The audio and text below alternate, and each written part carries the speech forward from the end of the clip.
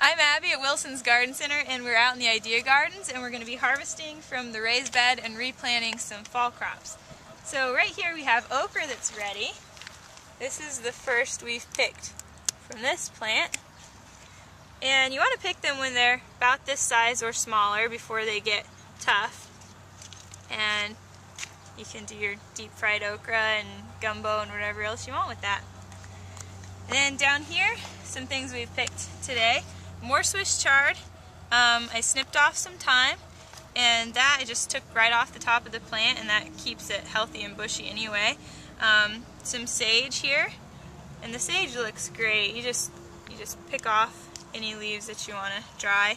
And I pulled out the last of the dill because the plants were pretty much done, because they're starting to flower there. And you could leave it and let it go to seed and use the dill seeds if you wanted, but we want that space for something else. And with these herbs, you can just lay them on a screen indoors to let them dry, keep them out of direct sun, and once they're completely dry, you can keep them in an airtight container. We also picked nasturtiums that you can use in your salads. They're kind of hot, have a little bit of a radish flavor. And with those, we have some younger plants here, so I'm not going to pick any of it, but you can just take the oldest leaves and just pinch them back where they're connected to the main stem.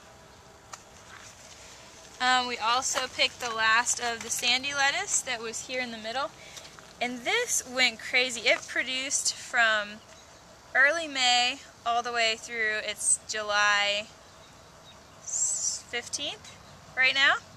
So it has done really, really well, and actually could probably have stayed in a little longer, but we just harvested it because it's at its peak right now. Make a good salad, and we can replant in that space. Tomatoes too. We have our tomatoes in the pots against the back fence. They've been producing a lot. These bigger ones are Rapunzel, and then we have a lot from the ketchup and fries plant as well. And since we've had so much rain, this is a common thing for a lot of gardeners right now.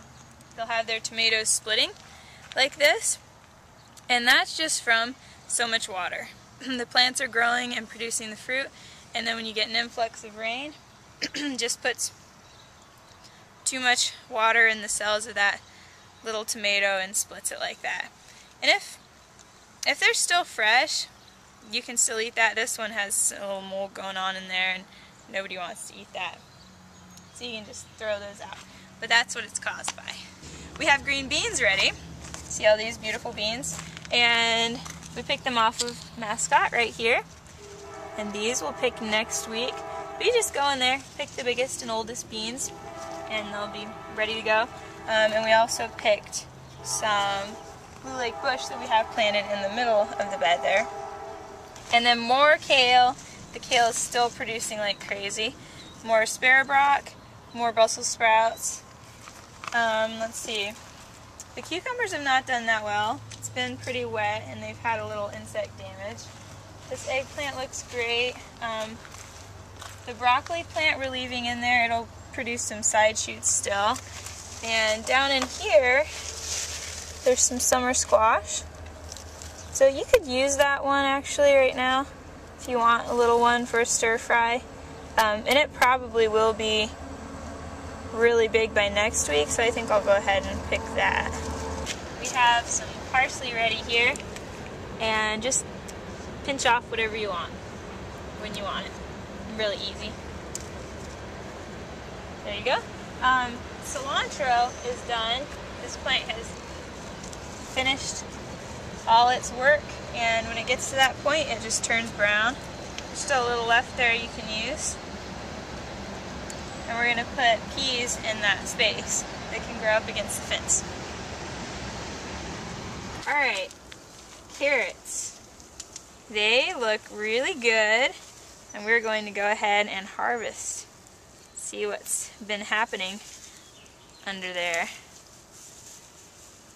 Ooh. There's a beautiful carrot. And with the soil being so light in the raised bed, oh, that's nice. they grow super well in here just because it's so loamy and perfect for growing carrots. So when do you know when they're ready to harvest? Well, the plants look really mature. Some of them are thinking about flowering, which is one sign. But you can kind of move the soil away and see how tall it is on top, or how big the head is. Well, there's a funny one. And I think we'll leave what's in there for a little while longer. There you go. I think that turned out pretty well for a 12-inch square space of garden.